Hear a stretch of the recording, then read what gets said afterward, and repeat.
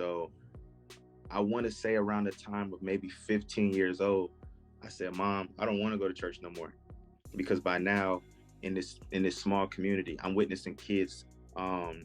Kids are having sex now. Kids are um, drinking, smoking, partying. They're doing all types of things, and I'm starting to feel a little peer pressure because I'm starting to realize like I'm really different because it's just in me. And I know it was the hand of God on me where I didn't want to participate in any of those things, but I wanted to be around. I had cousins that wouldn't want to stay or spend the night at my house on Saturdays. And the weekend is when kids get a break from school and hang out and stay at each other's house, play games. Well, it got to a place where all the kids loved me, wanted to be around me, but they was like, if you stay at Baruch house, you got to go to church on Sunday. Mm-hmm. And I knew that. So Mm-hmm. I said, Mom, I don't want to go to church no more. She said, well, when you're 18 and you're grown, you can make your own decisions. Mm.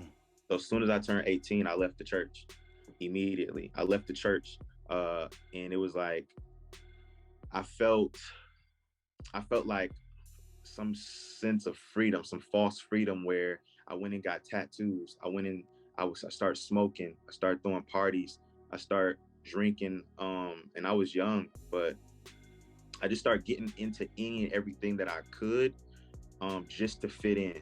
I wanted to Mm-hmm. fit in with people. I got dreads. I got a nose piercing. Um, what ended up happening was I just got deep into that lifestyle of rap, secular rap. I would lock myself in the studio. I would go studio to studio, and I built this local buzz around in my city where it's okay. Baruch's the rapper. He's the partier. He's the smoker. He's the fun time. And because of my upbringing, I was really respectful to women. Mm-hmm. But being in that rap lifestyle, it kind of made you feel like you had to have all the girls and all the guys are like, man, you're the man, you're the man. So that was me before crossing over to surrendering my life to Jesus because I'd never had a relationship with Jesus. I Mm. just knew of the God in the Bible. I just knew the God that my grandma served, Mm-hmm. and I just knew how to say the books of the Bible, like Genesis, Exodus, Leviticus, Numbers, Deuteronomy, Joshua, Ruth. I could say it in order, but I didn't have any substance because I couldn't tell you what was happening in those Mm-hmm. in those scriptures. But Mm-hmm. I prided myself of if when the pastor says turn to this page, I can find it really quickly, but I don't know what's going on. I got baptized when I was a kid. I didn't know what I was doing. So yeah, I left the church and I was pursuing fortune and fame. I had a cousin that was a DJ in Atlanta, which gave me access to celebrities. So being around Future, Travis Porter, being in studios out in Atlanta, which is like a really mecca for music, and Mm-hmm.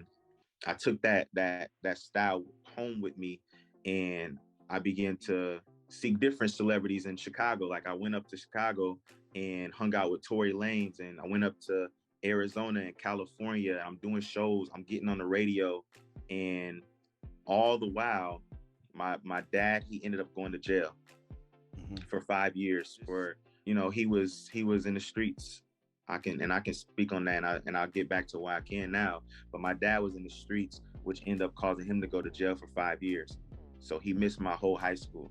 So now I don't have. Not only is my father not in the house, now he's not even outside. So I really don't have any male guidance. Just partying, hanging out, pursuing fortune and fame, being a secular rapper, going to clubs, rapping, going into strip clubs, and opening that access up to all these different unclean influences. And during that time, my grandma, that's when she passed away.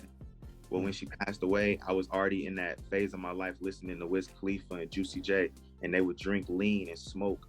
So I was doing that. I got a call that said, come to the hospital. And I'm thinking like, okay, my grandma in the hospital, I'll be there eventually. But I was smoking and smoking and smoking. And eventually I get up to the hospital. I'm sure I was under the influence. And my grandma, she passed away. And that was just eye opening to me. That broke me because this is like one of the first times someone close to me that I would see every day. I would drive her to church. So Mm-hmm. she passed away, and that just tore something into me where I was like, here I am smoking, and I'm so addicted to smoking that I'm not even there with my family. You know, I didn't even get to say my last goodbyes. So I took that really hard, and I was like, I'm gonna start wearing my pants above my waist. My grandma will always say, "Cut your hair. You're handsome. You don't need to be looking like that." So yeah, I tried to straighten up myself. I started carrying a pocket Bible, and then I went back to college. Like after high school, I was just out here. When she passed away, I went to college. So I went to college a year and a half after I graduated. And I was like, okay, I'm gonna get my life together. I'm gonna go to college. I'm gonna become successful, and I'm not gonna waste my life away. So when I went to college, I began to try to quit smoking. And then when I started to straighten up my act, I felt the presence of the Lord strong on me, to the point where it's like I want to go back to church.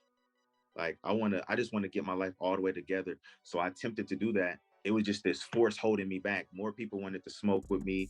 I ended up getting arrested by the police, and that they kept me in jail for 3 days, which dropped me some of my college courses. And life began to get really hard Mm-hmm. as I tried to get, in a sense, closer to God and my life together. That's when life became even harder, and I started to feel depression. I started to feel angry.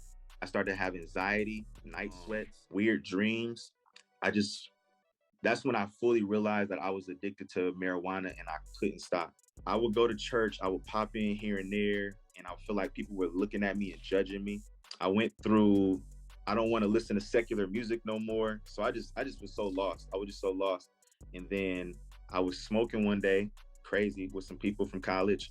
And then while I was standing outside, I heard the voice of God, not the audible voice of God, but just like in my conscious, I was standing there looking up at the moon, at the sky, and I just began to hear this voice, and this peace came over me. Like, and what I remember was Christian artists, Christian rap. Like it was just this in my heart posture to make Christian rap, and I felt at peace, at love in that moment. It was like I felt like a Moses in the burning bush, where Mm-hmm. God was speaking, and in that moment, the God that I believed in, I received faith, because I was like, God is real. And I'm looking out the people. I'm like, they don't hear this. Like, I'm looking around at the world, and I knew I was high, but it's like my high went away. And I just was like, man, in that moment, I was like, man, God is real. He's talking to me. Like, he wants me to be somebody. He wants me to be something. And I was excited. But I had no discipleship.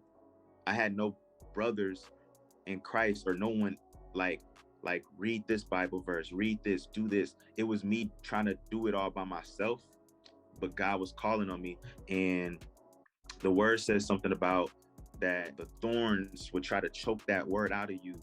And if you're not on good soil, that rocky ground, you know what I'm saying, the birds would come up and eat it away. And that's what happened to me.